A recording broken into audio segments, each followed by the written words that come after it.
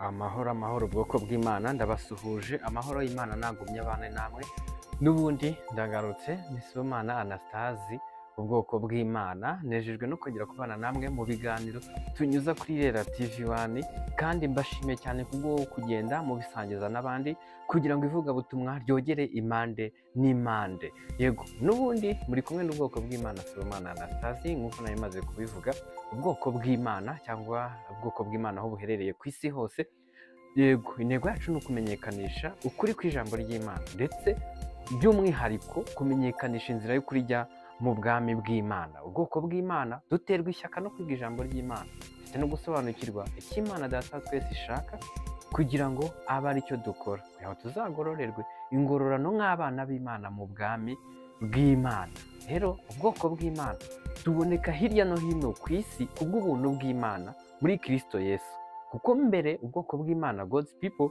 babonekaga mu gihugu cya Isiraheli gusa yego rero ubwoko bw'Imana buri gihe buri hantu kuri buri gikorwa duhoza umutima ku by'iwacu mu gihugu cyo mu ijuru ariko hari abajya bibeshya bakanatubeshya ko ari ubwoko bw'Imana God's people ariko aho bahoza imitima yabo harabatamaza yego rero ubwoko bw'Imana bagenzi banjye bene data aho muherereye hirya no hino nagira ngo dukore igikwiriye mu gihe turi mu isi yego tugiye kurebera hamwe n'ubundi cyangwa kuganira ikiganiro gifite umutwe ugira uti byo gusubukura ikiganiro ubushize twasubitse turimo tureba ati mbese intego nyamukuru y'ubuzima bw'umuntu kuri uyu mubumbe w'isi yaba ari iyihe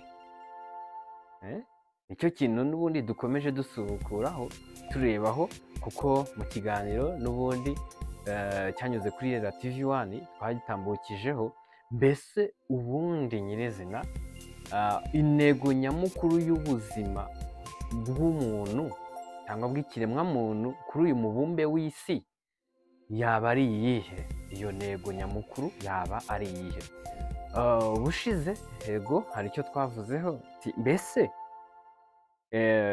intego nyamukuru y'ikiremwamuntu kuri uyu mubumbe w'isi yaba ari amafaranga n'imitungo icyo nicyo twarebyeho ubushize nujyayo ukareba cyangwa ukumva ugatega amatwi uraza kugira uko ubisobanukirwa nk'uko Imana yabiteganije kandi nawe utanga inyunganizi muri komenti yego ariko uyu munsi tugiye kureba mbese intego nyamukuru y'ikiremwamuntu kuri uyu mubumbe w'isi yaba ari icyubahiro icyo nicyo kiganiro tugiye kurebaho kuri uyu munsi yego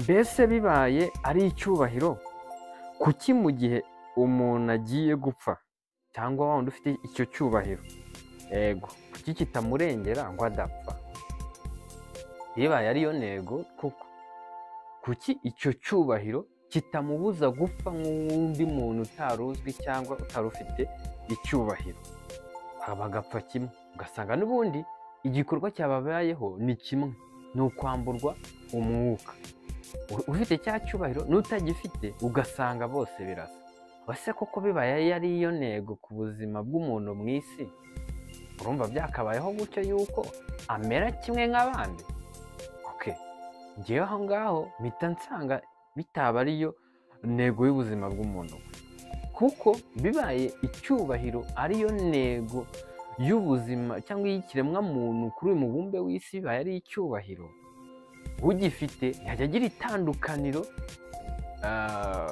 ku wundi muri iyi si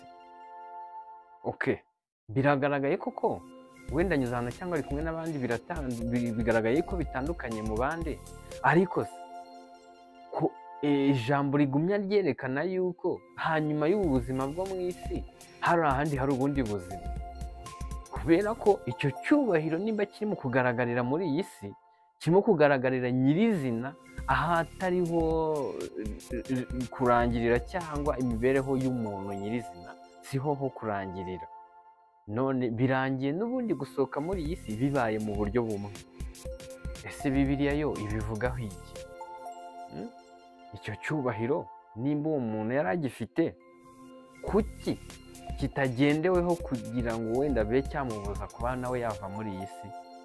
Iyi si aba ariyo finali y'ubuzima bw'umuntu, kuki icyo cyubahiro kitamugumishije muri iyi si? Nk'uko n'ubushize twabonye yuko nimba intego y'ubuzima bw'umuntu mu isi ibaye ari amafaranga n'imitungo, kuki ayo mafaranga atabashije kumugumisha aho ngaho ngo agumye ahemberwe icyo yaba afite? Tugiye kureba icyo Bibiliya ivuga ku cyubahiro cy'abantu, cyangwa n'ukwiriye guhabwa icyubahiro mu buryo bukwiriye. Yego, tugiye kureba icyo ijambo ribivugaho. Yego, nk'uko twari turimo tuvuga ngo mbese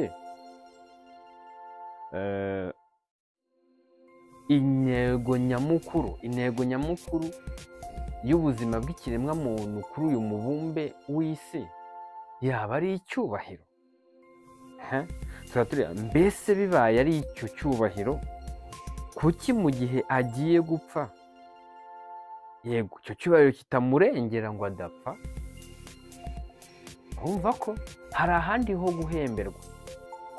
Kuko rero bibaye icyo ngicyo turimo kubona mu isi aricyo kize kugaragara nk'intego nyamukuru, yakagombye kuhaguma, akagumana n'icyo ngicyo yaba afite aricyo cyubahiro. Reka turebe noneho Bibiliya kirimo kuvuga ku bigendanye n'icyubahiro. Yeremiya ibice 17 umurongo wa 5 haravuga ngo, uku niko Uwiteka avuga ati, havumwe umuntu wiringira undi muntu akishima amaboko ye, mu mutima we akimura Uwiteka. Ijambo hano ryerekanye yuko havumwe umuntu uraza kwiringira undi muntu, cyangwa uri buze kwishingikiriza ku wundi muntu. Reka turebe no muri Yesaya ibice 2 umurongo wa 22 icyo habivugaho. Haravuga hati, nimureke kwishingikiriza ku bantu bafite umwuka mu mazuru, mbese mubaciki? Ngo kuko harimo kubivuga. Urasanga rero icyubahiro cy'umuntu kiri mu gukubitwa hasi, cyangwa kiri mu gucishwa bugufi cyane, gisa nkaho ntacyo kivuze muri iyi si. Biza kugaragara yuko atari yo ntego y'ubuzima bw'umuntu muri iyi si. Yego, turebe no mu rwandiko Pawulo yandikiye Abakorino ibice 10 ku murongo wa 17 turebe ukwiye kubahwa uwo ari we.